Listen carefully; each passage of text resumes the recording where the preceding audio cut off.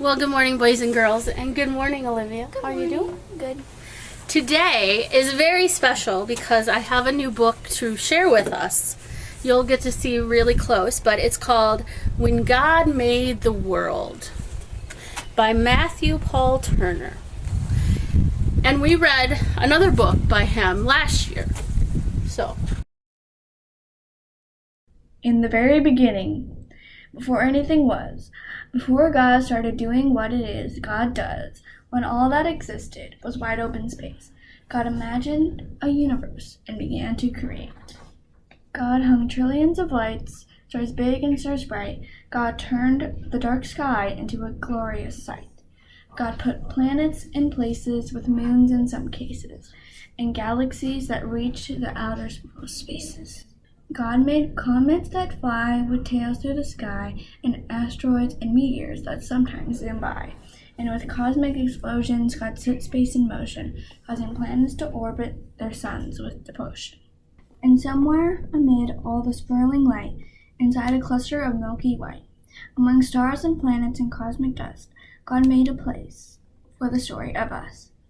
'Cause when God made the world, God displayed heaven's glory for you and for me and for all the world's stories. Our planet, God made a blue and green sphere and designed it to orbit the sun once a year. God made daytime and nighttime, climates and seasons, and all kinds of weather that varies by region. God made continents and oceans, islands and seas, a north and south pole that God put in deep freeze. God carved rivers and brooks, mountains and caves, made beaches with sand and huge crashing waves. God made tropics and plateaus, glaciers and meadows, marshes and tundras, and erupting volcanoes. God made some places high with peaks in the sky, and places where snowflakes still fall in July. And in quite a few spots, God made it so hot. Should you visit, just know that you must drink a lot. God made valleys so low and geysers that blow, and under Earth's surface, God put well springs that flow. Then with gardens and forests and other things green, God made earth come to life using soil and seed. God made cypress and pines, bushes and vines, all kinds of trees with leaves God designed. Plants full of flavor like basil and thyme, and trees that grow citrus like grapefruit and lime. God made flowering plants and plants that enchant. While most you can touch, God made some that you can't. Roses, be warned, are prickly with thorns, and there's an African melon God covered in thorns, and poison ivy's blacklash, giving you a rash. Whatever it touches, you'll itch and you'll scratch. But don't let that stop you. Run barefoot through the grass, pick a flower or two, or a bouquet, perhaps. Find a tree you can climb, or with a seat and some twine, build your very own swing, or a backyard zip line. And when you eat grapes, or pour syrup on crepes, or into a forest you go to escape, give thanks to God for all God made, for the fruit and the syrup, for all the trees and the shade. 'Cause when God made the world, God did all that God could to create every detail for our joy and our good. Now what happened next is a mystery at best, but God made a bird, and that bird made a nest. So God filled the sky, perhaps over time, with birds and more birds, and most learned how to fly. God made bluebirds and blackbirds, big birds and small birds, a few birds quite absurd and the loudest birds you've ever heard. Crows crowed, doves cooed, chickens clucked, owls hooed, robins chirped, pheasants whirred. The world got noisy when God made birds. Then the oceans God filled with fish, sharks, and krill, creatures God made with fins and with gills, swordfish and trout, fish leek and fish stout, and whales that God made to breathe through his spouts. God made sea rays and eels, fish red, yellow, or teal, and some fish so odd that they hardly looked real, like a fish that has fangs or a monster-like face, or a fish that flies or makes its body inflate. And wherever a river, ocean, or sea touches dry land, there's likely to be all sorts of creatures living their lives on land and in water. That's how they survive. Like otters and frogs, turtles on logs, and crocodiles gathering in swampy bogs. And then God made cows, horses, and goats. And God made gibbons with inflatable throats. God planned lions to roar and tigers to pounce, and kangaroos, God thought, let's make you bounce. God made bears to growl, wolves to plow, and under full moons coyotes to howl. Donkeys brayed, giraffes bleated, jaguars prayed, rhinos stampeded. Bunnies hopped, beavers chopped, and in muddy pools, hippos plopped. Yes, all living creatures from whales to snails, from those covered with feathers to those covered with scales. Each God designed with a home in mind to develop and evolve if needed over time. Because when God made the world, every creature on earth became a part of a life cycle, having value and worth. And God made people like you and me, people with souls, people with stories, a global family tree. God made us all flesh and bone, covered in skin, and made all our bodies to have hearts beating within. God gave us bellies and legs, fingers and toes, and fashioned our faces with eyes, mouth, and a nose. God made bodies uniquely equipped for walking and talking, to eat and to skip.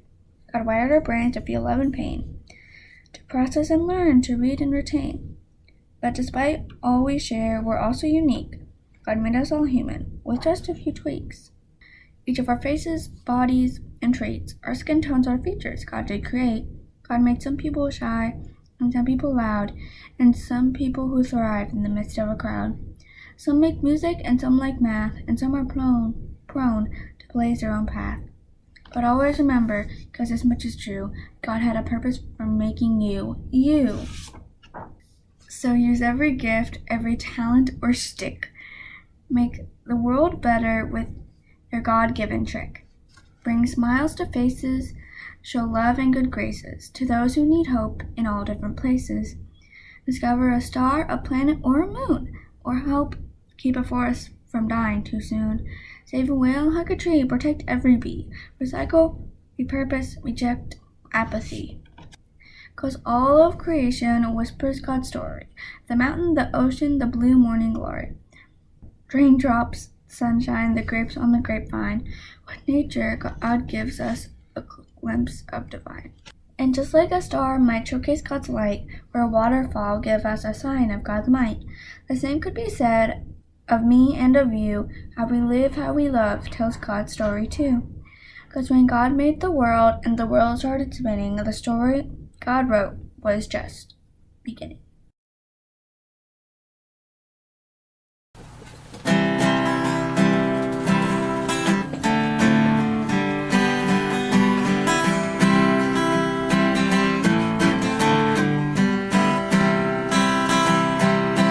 He's got the whole world in his hands. He's got the whole world in his hands. He's got the whole world in his hands. He's got the whole world in his hands.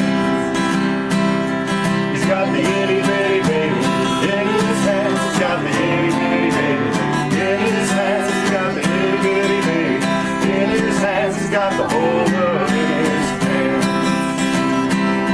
He's got a you and me brother in his hands. He's got a you and me brother in his hands. He's got a you and me brother in his hands. He's got the whole world in his hands. He's got a you and me sister in his hands. He's got a you and me sister in his hands. He's got a you and me sister in his hands. He's got the whole world in his hands. He's got the whole world in his hands. He's got the whole world in his hands. He's got the whole world in his hands. He's got the whole world in his hands. Holy Gospel according to St. Luke. The road to Emmaus. That same day, two of them were walking to the village Emmaus, about 7 miles out of Jerusalem. They were deep in conversation, going over all these things that had happened. In the middle of their talk and questions, Jesus came up and walked along with them, but they were not able to recognize who he was. He asked, "What's this you're discussing so intently as you walk along?" They just stood there, long-faced, like they had lost their best friend. Then one of them, his name was Cleopas, said, "Are you the only one in Jerusalem who hasn't heard what's happening during the last few days?" He said, "What has happened?" They said, "The things that happened to Jesus the Nazarene. He was a man of God, a prophet, dynamic in work and word, blessed by both God and all the people. Then our high priests and leaders betrayed him, got him sentenced to death and crucified him. And we had our hopes up that he was the one about to deliver Israel. And it is now the third day since it happened. But now some of our women have completely confused us. Early this morning they were at the tomb and couldn't find his body. They came back with the story that they had seen a vision of angels who said he was alive. Some of our friends went off to the tomb to check and found it empty, just as the women said, but they didn't see Jesus." Then he said to them, "So thick-headed, so slow-hearted, why can't you simply believe all that the prophets said? Don't you see that these things had to happen, that the Messiah had to suffer and only then enter into his glory?" Then he started at the beginning with the books of Moses and went through all the prophets, pointing out everything in scriptures that referred to him. They came to the edge of the village where they were headed. He acted as if he was going on, but they pressed him, "Stay and have supper with us. It is nearly evening. The day is done." So he went in with them, and here is what happened. He sat down at the table with them. Taking the bread, he blessed and broke and gave it to them. And at that moment, open-eyed, wide-eyed, they recognized him. And then he disappeared. Back and forth they talked. Didn't we feel on fire as he conversed with us on the road, as he opened up the scriptures to us? They didn't waste a minute. They were up and on their way back to Jerusalem. They found the 11 and their friends gathered together, talking away. "It's really happened. The Master has been raised up. Simon saw him." Then the two went over everything that happened on the road and how they recognized him when he broke the bread. The word of the Lord. I invite you to join in with us in confessing your faith using the words of this creedal statement from the Lutheran Church of the Wilderness. We believe in Creator, Father, Mother, Spirit, who called the world and all that is in it into being, who spoke the creative forming word, and all came forth, who created woman and man, and set them free to live in love, in obedience to the will of supreme love, and in community with all. We believe in Creator, Son, and Brother, who because of love beyond our understanding, love for creation, entered the world to share our humanity, to rejoice and to despair, to set before us the paths of life and death, and walk them with us, to be rejected and die, but finally to conquer death and bind the world to himself for all time. We believe in Creator, indwelling Spirit, who leads us into community, that we may through faith and the community of oneness experience uplifting and sustaining grace, that we may fulfill our human responsibility to reach out to our neighbor, whoever that may be, that we may rejoice in the constant nature of creation and the wondrous joy of life itself. We believe in Creator, whose word teaches us that all things grow together, the circle of life, that paths of life and death, good and evil, too often come together, that choices are not clearly defined, but that confidently and responsibly tread the path we choose, and only the true one can be our judge. We believe in Creator, who is present and working in this world through all creation. Amen.